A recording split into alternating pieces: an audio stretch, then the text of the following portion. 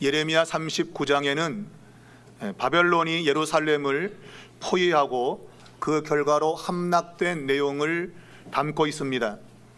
바벨론은 시드기야가 왕이 되어서 다스린 지 9년째 되던 주전 588년 1월에 예루살렘 성을 포위해서 18개월 동안, 그러므로 주전 587년 7월까지 계속 공격을 했습니다.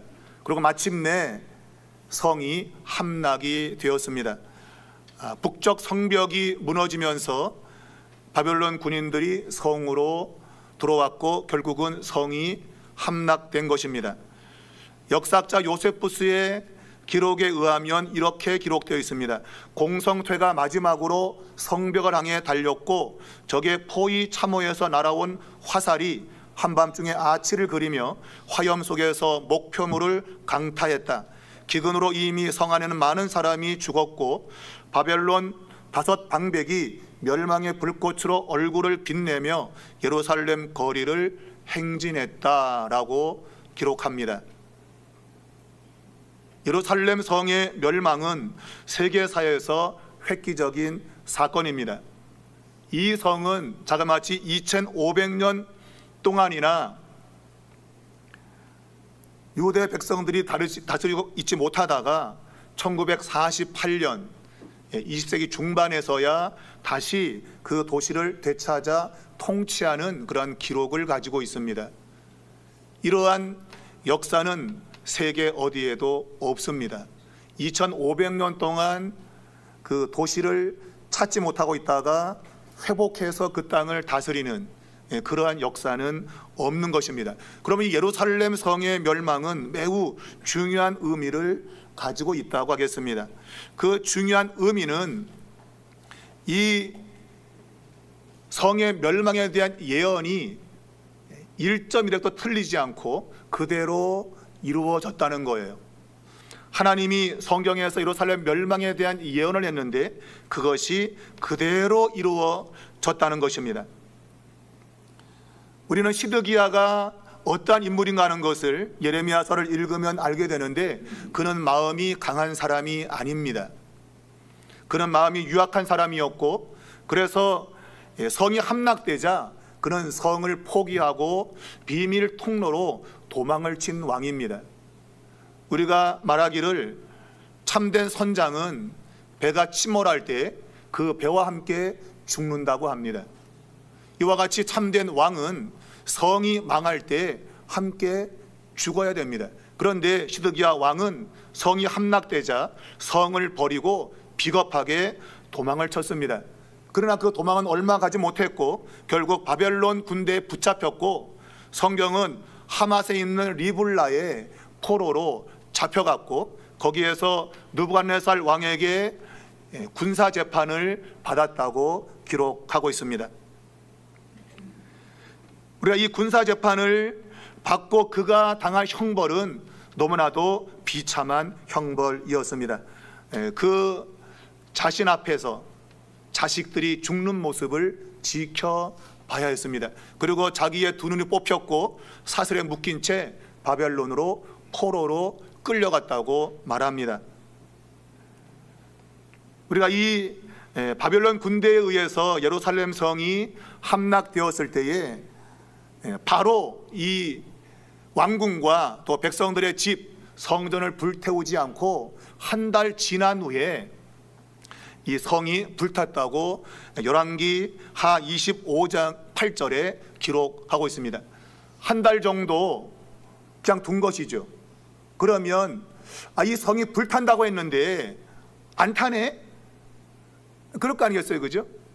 그런데 한 달이 지나자 그 성이 불탔다. 하나님 말씀이 어김없이 이루어졌음을 성경이 밝히고 있습니다. 예루살렘에 살아남은 모든 사람들은 바벨론의 유배를 당했습니다. 그리고 그 땅에는 빈민들, 가난한 사람들만 남았고 그들에게 땅이 주어졌고 그리고 가진 모든 사람들의 땅이 빼앗기는 이러한 것을 성경이 이야기하는데 이것은 그 심판날에 생각하지 못한 일들이 벌어지게 됨을 우리에게 일러주는 것입니다. 이 예레미야 선지자는 40년 동안 예루살렘 성의 멸망을 예언했습니다. 회개하지 않고 돌이키지 않으면 망한다. 그리고 바벨론에게 항복하라. 이것이 메시지였습니다. 이 예레미야는 성이 함락될 때에 바벨론 당국으로부터 특별한 배려를 받게 됩니다.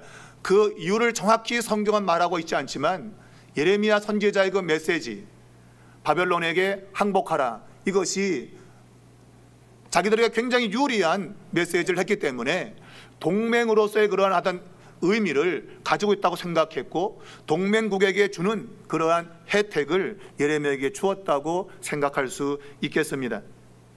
예레미야에게 주어진 선택권은 바벨론에 가서 거기서 편히 살 거냐, 아니면 유다 땅에 남아서 편히 살 거냐, 그는 어느 걸 선택해도 그의 삶이 보장되어 있다고 하는 그러한 선택권을 갖게 된 것입니다. 이것은 그가 구원을 받았음을 우리에게 일러주는 겁니다. 예레미야는 하나님의 말씀을 가감없이 전했습니다. 자신이 고난당하지 않고 살 수 있는 그런 기회가 있었지만 그는 선지자의 사명, 하나님의 말씀을 그대로 전했습니다. 그리고 시드기야가 반란을 일으켜서 결국 바벨론에게 함락당할 때 역으로 예레미야는 구원을 받게 된 것을 성경이 말하고 있습니다. 예레미야는 그 선택권에서 유다에 남기로 결정을 했습니다. 그리고 그는 유다 총독인 그다라에게 붙여져서 보호를 받으며 유다 땅에 살게 되었다고 성경은 이야기를 하고 있습니다. 이와 덧붙여서 성경은 예레미야가 구덩이에 빠져서 고난당할 때에 그의 구출을 도왔던 구스 사람 에벳 멜렉에 대한 이야기를 오늘 39장에 덧붙이고 있습니다. 그는 예레미야가 고난당할 때에 그를 도와주기 위해서 애를 썼던 사람입니다. 하나님은 그가 이 성이 함락되어서 불타는 그러한 심판을 받을 때에 그는 죽지 않을 것이라고 하는 구원의 말씀을 듣게 됩니다. 우리는 이러한 예루살렘 성이 멸망할 때 벌어진 모든 일들을 통해서 우리는 무언가 생각할 것이 있습니다. 이 불타는 예루살렘, 이것은 단지 역사의 한 순간의 사건으로서의 중요성도 있겠지만 이것은 우리 구속사에 있어서 매우 중요한 사건이기 때문입니다. 곧 하나님의 심판의 약속은 반드시 이루어진다는 것입니다. 성경은 1절부터 3절까지 해서 누가 언제 어떻게 그 도시를 함락했는지 상세히 설명하고 있습니다. 그리고 그 성의 정복자들의 이름을 우리가 보고도 읽으려면 혀가 꼬여서 읽을 수도 없는 이상한 이름들을 성경이 기록하고 있습니다. 그 이유는 제가 서두에 말씀드렸지만 심판의 약속이 이루어지는 것을 증거하기 위해서 이들의 이름을 기록하고 있습니다. 하나님은 예레미야를 통해서 예루살렘 성이 멸망할 것에 대한 예언을 주셨는데 그것은 북쪽으로부터 재앙이 온다. 북쪽에 있는 바벨론으로부터 침략을 당했고 결국은 성이 멸망합니다. 그 예언이 이루어진 것입니다. 그리고 낯선 사람들로부터 성이 망한다고 했습니다. 이름조차 듣기에 생소한 이방 나라에 의해서 유다가 멸망을 한 것입니다. 그리고 예루살렘 성이 포위될 것이고 그 땅에는 기근이 있을 것이고 온 땅이 황폐해진다고 예언했는데 그대로 이루어진 것입니다. 유다 나라는 돌 하나도 돌 위에 남지 않고 완전히 무너져 버린 것이죠. 에스겔 선지자는 에스겔 12장 13절에서 시드기야가 갈대아 땅 바벨론으로 인도될 것인데 그는 그것을 보지 못할 것이라고 예언했습니다. 시드기야는 붙잡혀서 그의 두 눈이 뽑힌 채 바벨론으로 끌려갔습니다. 그러므로 그 바벨론 땅을 그는 볼 수 없었습니다. 왜냐하면 눈이 뽑혔기 때문입니다. 성경은 심판의 예언이 하나도 틀리지 않고 그대로 이루어졌음을 우리에게 말씀하고 있습니다. 여러분, 심판날에 멸망을 약속하고 있는 이것이 단순히 예루살렘 그 역사 현장만이 아니라 이 세상의 종말에도 하나님이 심판을 말씀하고 있는데 그 심판 역시도 그대로 이루어지기 때문입니다. 그래서 이 말씀이 우리에게 너무나도 중요한 말씀입니다. 칼빈 목사님은 이 39장을 가리켜서 그의 이전 모든 교리의 증거라고 했습니다. 그러니까 이 39장 이전에 쓰던 모든 하나님에 대한 교리가 집약되어 있다고 본 것이죠. 모든 게 그대로 증명해 놓고 있는 그러한 장임을 이야기한 것입니다. 그만큼 이 39장 예루살렘 성의 멸망은 우리의 신앙에 있어서 매우 중요한 말씀이 아닐 수 없다는 말입니다. 하나님은 심판을 예언했고 그 심판을 그대로 이루셨다는 겁니다. 예레미야 성경 35장 17절, 19장 15절에도 두 번씩이나 재앙을 내리겠다고 말씀했는데 그 재앙이 그대로 임했다는 것입니다. 사랑하는 여러분, 이 세상은 심판을 받기로 작정되어 있다고 성경이 말합니다. 그 심판의 날이 조금씩 다가오고 있습니다. 예레미야 시대의 많은 사람들은 정말 이 성이 심판을 받을 것인가에 대해서 의심을 했습니다. 심판을 받지 않을 거라는 그러한 주장도 굉장히 많았습니다. 그들은 칼보다 평안을 외쳤습니다. 이것은 누구나 외칠 수 있는 겁니다. 여러분, 칼을 원합니까? 평안을 원합니까? 다 평안을 원할 것입니다. 당시에 예루살렘에 있는 모든 사람들 역시 칼이 아니라 평안을 원했습니다. 하나님은 그들에게 경고했습니다. 평안을 원한다면 회개하고 돌이키라. 돌이키지 않으면 칼이 올 것이라고 경고했습니다.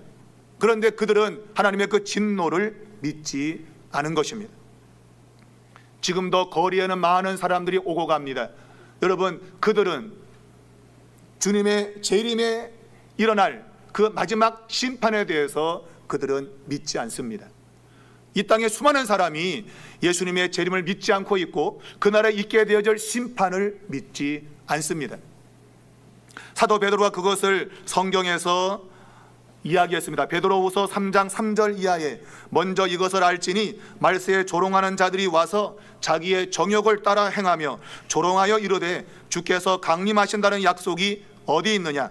조상들이 잔 후로부터 만물이 처음 창조될 때와 같이 그냥 있다라고 말한다는 겁니다. 여러분이 지금 나가서 이 세상은 심판받습니다, 회개하십시오 외치면 사람들이 저거 또라이 아냐? 그렇게 비웃을 겁니다. 분명합니다. 아니, 믿는 사람들 가운데도 그렇게 반응하는 사람들이 있습니다. 이것이 예레미야 당시에도 그랬기 때문입니다. 사람은 변하지 않습니다. 사람이 주님을 만나지 않는 이상은 변하지 않습니다. 하나님은 그 변하지 않는 그 인간, 하나님을 조롱하고 하나님을 거역하는 그들을 심판하겠다고 분명히 성경에서 말씀했습니다. 오늘 베드로가 말한 대로 사람들은 하나님의 진노를 믿지 않습니다. 더군다나 과학이 발전하고 나라가 잘 살수록 그리스도의 재림은 없다고 말하고 있고 심판을 두려워하지 않습니다. 여러분, 성경은 뭐라고 말합니까? 사람이 그렇게 반응한다 할지라도 심판은 결정되어 있다고 말하고 있습니다. 여러분, 심판날에 무슨 일이 일어날 것이라고 성경이 말하고 있습니까? 첫 번째, 심판날에 주 예수께서 다시 오실 것이라고 말씀합니다. 사도행전 1장 11절에 예수님께서 부활하시고 승천하실 때에 제자들이 하늘을 쳐다보았습니다. 그때 주의 천사가 그들을 바라보며 어째서 하늘을 쳐다보느냐? 너희 가운데 올라가신 예수는 하늘로 가심을 본 그대로 오실 거라고 했습니다. 주 재림을 이야기한 것입니다. 데살로니가 전서 4장 16절은 주께서 호령과 천사장의 소리와 하나님의 나팔 소리로 친히 하늘로부터 강림하신다고 말했습니다. 계시록 1장 7절은 볼지어다 그가 구름을 타고 오시리라 각 사람의 눈이 그를 볼 것이라고 말했습니다. 여러분, 주님의 재림은 분명한 것입니다. 그 주님의 재림이 갑작스럽게 이루어진다고 또한 성경은 이야기합니다. 주님이 왜 다시 오십니까? 심판하기 위해서 다시 오십니다. 베드로후서 3장 7절 이하에는 하늘과 땅은 불사르기 위해서 보호되었다고 말하고 있습니다. 이 세상, 내 눈에 보이는 세상은 불태우기 위해서 지금 준비되고 있다는 말이에요. 이런 말 들으면 정신 나갔다고 말할 사람들이 굉장히 많을 겁니다. 예레미야 당시에도 그랬습니다. 이 성이 불탄다고 말했더니 사람들이 다 비웃었습니다. 조롱했습니다. 그런 일은 절대 없다고 말했습니다. 그러나 오늘 성경은 예루살렘 성이 불탔다고 말합니다. 완전하게 불타서 멸망했다고 말하고 2500년 동안 백성들이 나라 없이 떠들었다고 성경이 증언을 하고 있는 것입니다. 여러분, 심판날이 언제 올지를 아무도 모릅니다. 그래서 성경은 항상 깨어있으라 라고 말하는 것입니다. 그날이 되면 이 세상 모든 것이 다 멸망할 것입니다. 예루살렘의 대화재는 역사의 마지막에 있을 우주 종말에 대한 경고로 주신 것입니다. 우리는 그 사건을 보면서 경고를 받아야 됩니다. 이 마지막 때에도 심판이 있겠구나. 그 심판을 피하려고 준비하는 사람만이 심판을 받지 않게 된다는 겁니다. 사랑하는 여러분, 그 심판이 있게 되면 모든 사람은 자신들이 행한 대로 받게 될 겁니다. 그것이 공의의 심판입니다. 고린도후서 5장 10절은 우리가 다 반드시 그리스도의 심판대 앞에 나타나야 한다고 말합니다. 여러분, 서기 싫어도 그리스도의 심판대 앞에 서야 됩니다. 시드기야 왕이 느부갓네살 그 왕 앞에 서기 싫어도 끌려가 그 앞에 서게 되는 것과 같습니다. 우리는 심판받기 위해서 주님 앞에 서게 될 것입니다. 그리고 마태복음 25장에 있는 것처럼 목자가 양과 염소를 분별하듯이 그때 구분이 있을 거라 그 얘기예요. 양과 염소를 구별하는 목자가 정확하게 양과 목자를 구별하듯이 마지막 날 심판을 받을 자와 심판을 받지 않을 자, 구원받을 자를 분명하게 구별한다는 것입니다. 여러분은 어디에 서 있을까요? 양의 자리에 있겠습니까? 염소의 자리에 있겠습니까? 회색 지대는 존재하지 않습니다. 양이냐 염소냐, 심판을 받느냐 구원을 받느냐만이 남아 있습니다. 여러분은 어디에 있겠습니까?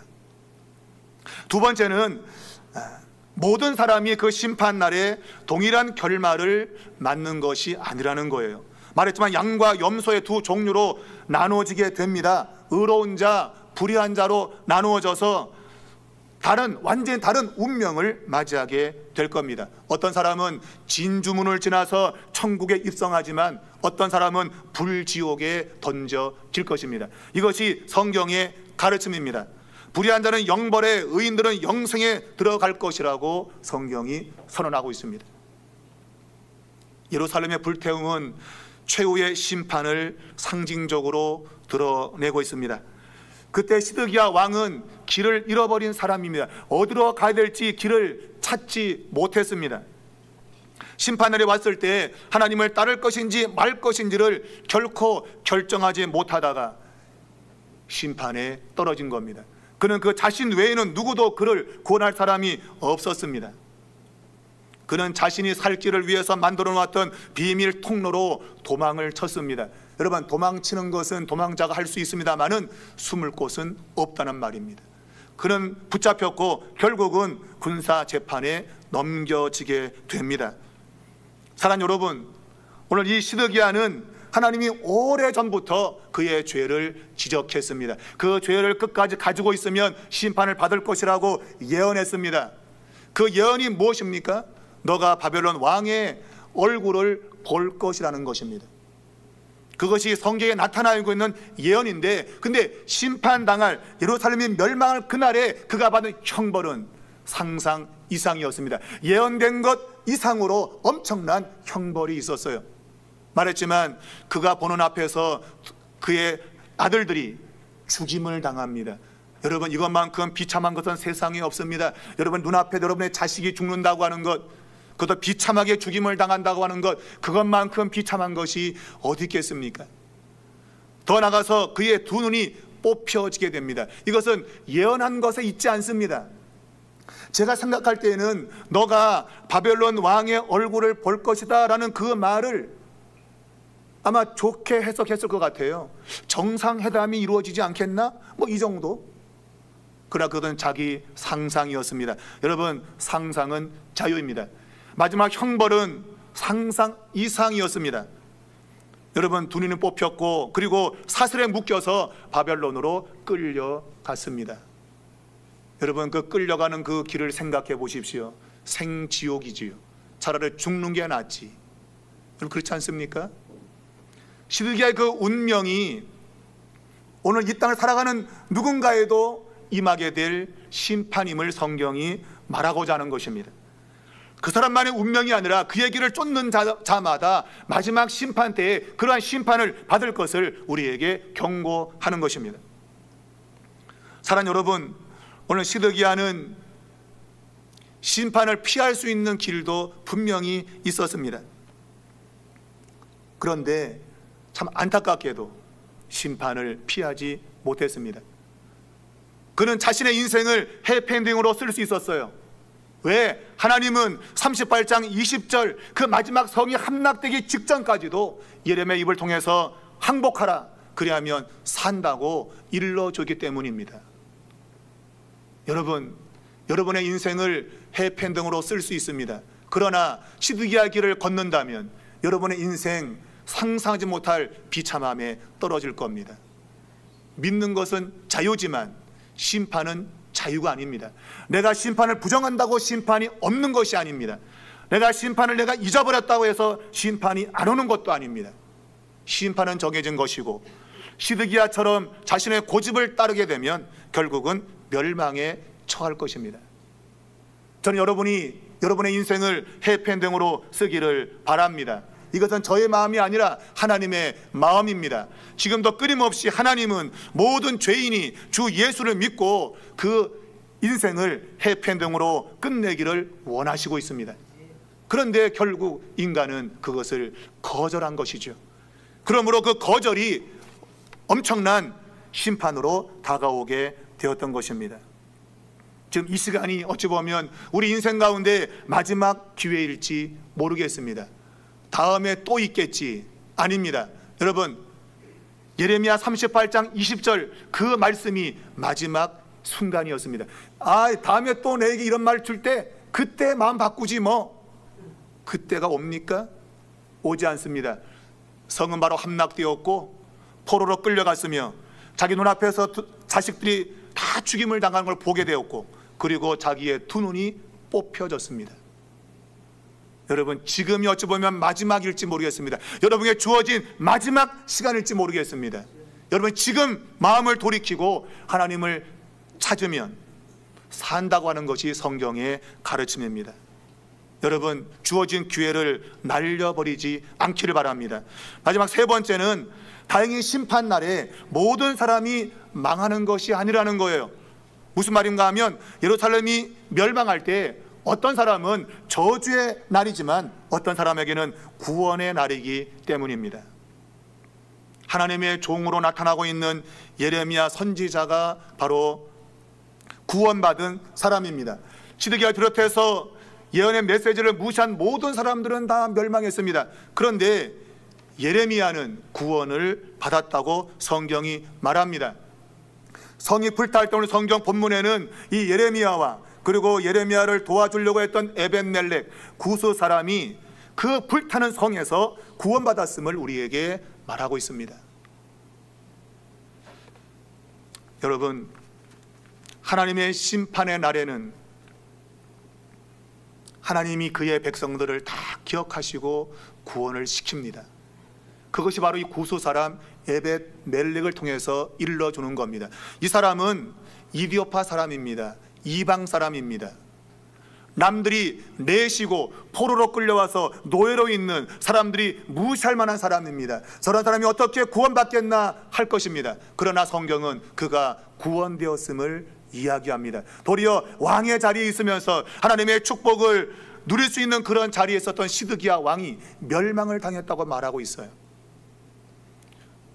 우리 생각에는 에벤멜렉 이 사람이 하나님의 그 심판날에 과연 구원받을 수 있을까? 이방인인데 라는 생각이 있지만 하나님은 그를 기억하고 그를 구원해 주셨다는 겁니다. 사랑하는 여러분, 이 세상 살면서 잊어버려지는 일이 많습니다. 우리 노예도 보면 목사님들 여행 갔다가 혼자 그냥 낙동강 오리알처럼 떨어진 사람이 있었대. 딴 거 보다가 그냥 다 가고 혼자 남은 거예요. 그래 잊어버리고 갈 때 있어요, 여러분. 잊어버리고 갈 때 있다고요. 또 우리가 살면서 내 생일을 뭐 잊어버리고 살던가, 자기 생일 잊어버리면 괜찮은데 부인 생일 잊어버리면 큰일 납니다, 여러분. 또 결혼기념일 잊어버릴 때 있어요. 이게 잊어버리는 일이 있어요, 사는 날 동안에. 그런데 심판날에는 그보다 훨씬 더 중요한 하나님이 구원받을 사람을 결코 잊지 않는다고 하는 거예요. 사람들이 볼 때는 이 구수 사람, 이 에벳멜렉, 이 사람은 성이 불탈 때 그냥 죽어도 뭐 아무도 모를 겁니다. 노예로 끌려와서 내시로 있다가 산 사람이니 누가 관심 갖겠습니까? 근데 하나님은 그를 기억했고 그를 구원시켜 주었습니다. 여러분의 눈에 띄는 사람이 있을 겁니다. 화려한 사람이 있을 겁니다. 사람들은 그런 사람을 주목합니다. 그러나 하나님은 사람이 보는 눈과 다릅니다. 하나님은 그 사람이 외형적으로 어떤 것을 가지고 있는가 보는 것이 아니라 그가 마음에 무슨 생각과 무엇을 가지고 있는가를 보신다는 거예요. 그것이 우리의 구원의 여망입니다. 여러분, 남들과 비교해서 난 가진 것도 없고 배운 것도 없고 야 뭐 알아주지도 않는데 과연 나는 마지막 날 심판 때에 구원될 수 있을까, 이런 생각을 가지지만 하나님은 여러분을 기억하신다는 겁니다. 사람은 기억 못해도 하나님은 반드시 기억한다고 하는 것입니다. 말했지만 이 예레미야와 에벳멜렉은 하나님을 위한 사람들이었습니다. 예레미야 40년 동안 자기 목숨을 내놓고 하나님 말씀을 전했던 선지자였습니다. 에벳멜렉은 그 선지자가 고난당할 때 그를 구출해 주려고 애썼던 사람입니다. 목숨을 내걸고 살았던 사람입니다. 누가복음 9장 24절에 예수님의 말씀이 떠오릅니다. 누구든지 자기 목숨을 구원코자 하면 잃을 것이요 누구든지 나를 위하여 자기 목숨을 잃으면 구원하리라. 여러분 살기 위해서 시드기야처럼 몸부림치면 죽을 겁니다. 그러나 주님을 위하여 여러분 목숨을 내놓고 살면 여러분은 살 것입니다. 그것이 성경이 가르치고 있고 예레미야와 에벳멜렉의 구원을 통해서 입증하고 있는 것입니다. 성경은 결코 거짓을 말하지 않습니다. 여러분, 이것이 마지막 날 심판에도 그대로 나타날 것입니다. 여러분이 지금 누구를 위해서 사는가가 여러분의 미래를 결정하는 것입니다. 여러분, 예레미야는 생명만 건질 뿐만 아니라 그는 유다 땅에서 유다 총독 그다라의 돌보심을 받으며 평안히 살았다고 성경은 말합니다. 40년 동안 정말 고생스러웠습니다. 그런데 그 성이 불탈 때에 살아남았고 총독으로부터 후한 대우를 받는 그러한 결말을 가져온 것입니다. 사랑하는 여러분, 예수 믿고 살아가는 것 결코 쉽지 않습니다. 그러나 결단하고 주님의 말씀을 따르면 당장 고달파도 마지막은 생명과 구원을 얻게 될 것입니다. 여러분, 지금 그러기 위해서 이 자리에 있는 것입니다. 여러분, 이 39장은 말씀드리지만 에벳멜렉이라는 이 노예의 구원을 기록으로 남기고 있습니다. 여러분, 이 구수 사람 이 에벳멜렉의 그 구원을 성경이 기록하고 있는 또 다른 이유가 있습니다. 그것은 우리의 구원이 정말 본질적으로 어디에서 오는가를 말하고 싶은 겁니다. 혹자는 예레미야가 어려움을 당할 때 그를 도와주려고 했던 그 긍휼의 마음, 하나님이 그것 보고 그를 구원시킨 것 아닌가, 그렇게 말할 수 있습니다. 우리는 남에게 좋은 일 행하면 좋은 것을 받는다고 알고 있습니다.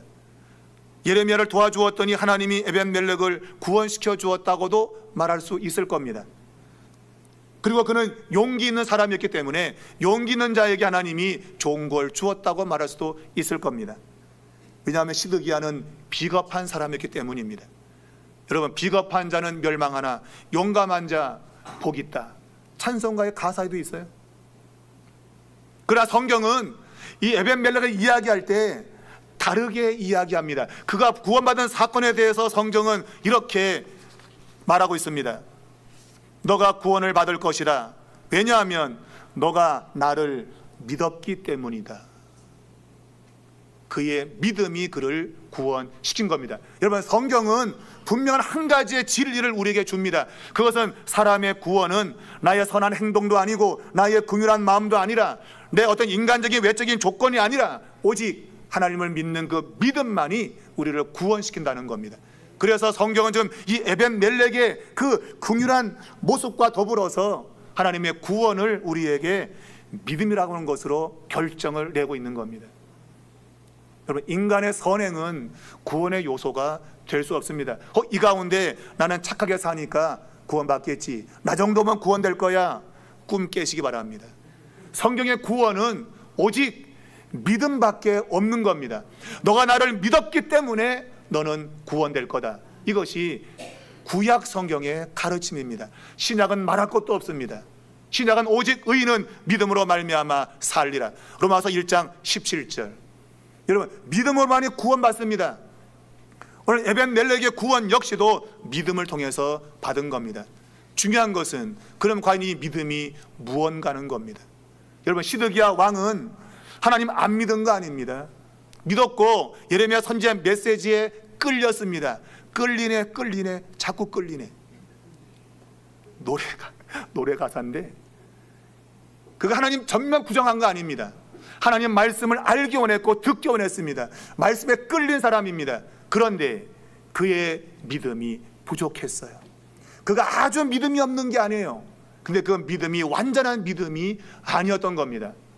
신앙의 부족함이 보인 거예요. 성경의 믿음은 우리에게 100%의 믿음을 강조합니다. 너의 전 인생을 하나님께 맡겨라. 그것이 믿음입니다. 근데 시드기야는 그렇게 못했습니다. 자신의 생각을 의지했고 환경을 바라보았고 환경 때문에 어쩔 수 없는 그런 길을 선택했다고 말합니다. 그러나 성경의 구원은 오직 하나님께만 100% 믿음을 둘 때 이루어지는 것을 말하고 있는 겁니다. 이 39장의 내용은 결국 시드기야의 신앙의 부족함과 예레미야와 에벤멜렉의 신실함을 대조하는 겁니다. 신실함, 얼마큼 하나님만을 믿고 의지하고 있는가, 그 신실함, 그것이 오늘 성경의 강조점입니다. 여러분은 신실함과 부족함 사이에 어디에 있습니까? 어디에 있습니까? 100% 주님만 의지하고 삽니까? 아니면 주님도 믿는데 적당히 내 생각도 있어야 됩니다 라고 살고 있습니까? 100%의 신뢰, 믿음만이 우리를 구원함을 여러분, 이 에벤멜렉의 구원을 통해서 깨닫기를 주의 이름으로 축복합니다. 주님을 믿는 것만이 우리가 사는 길입니다. 이것을 분명히 여러분 기억할 수 있기를 축복합니다. 마지막 덧붙인다면 예레미야, 에벤멜렉 이 사람은 불타는 도시에서 구원받은 사람들입니다. 이 사람이 우리와 똑같은 것입니다. 우리 모두도 영원히 불탈 지옥에서 꺼낸 사람들이에요. 성경은 이 구원받은 사람들을 묘사할 때 불 가운데서 건져냈다고 말해요. 그게 성경의 기록입니다.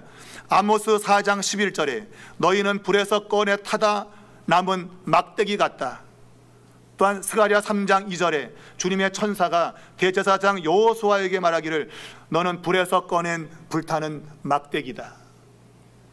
불에 타다가 끄집어낸 겁니다.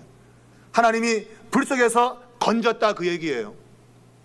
그것이 우리의 정체성입니다. 여러분, 브랜드 좋아하시죠?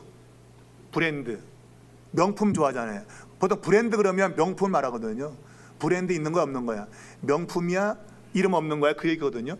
근데 이게 원래 이 브랜드라고 하는 의미는 뭔가 하면 낙인을 하는 뜻이에요. 낙인을 쿡 찍는 겁니다. 쇠 달구어서. 그게 상표가 되는 겁니다. 하나님께 구원받은 사람들은 전부 다 브랜드가 불에서 끄집어낸 거예요. 그러니까 우리의 브랜드가 그거예요. 불에서 건짐받은 사람. 여러분과 저는 불에서 건짐받는 사람입니다. 다 불에 떨어져야 되는데 그 불에서 끄집어낸 사람이에요. 그렇다면, 그러한 은혜를 입었다면 지금도 이건 모르고 불 속으로 뛰어는 사람이 있는데, 영원한 꺼지지 않는 지옥불에 가는 사람이 있는데 그 사람을 끄집어내야죠. 나도 그렇게 끄집어내서 내 브랜드가 불에서 끄집어냈다는 브랜드가 붙었으니 다른 누군가도 불에서 끄집어내야겠다. 이것이 성경이 우리에게 요구하고 있는 겁니다. 여러분, 유다서 1장 23절, 누군가를 불에서 끄집어내어서 구원시켜라. 이게 여러분과 저에게 주어진 책임입니다. 하나님의 사람들은 그러한 은혜를 입었기 때문에 그러한 은혜가 필요한 사람들에게 하나님의 은혜를 주어야 됩니다. 여러분은 지금 누군가를 불에서 끌어내려고 애쓰고 있습니까?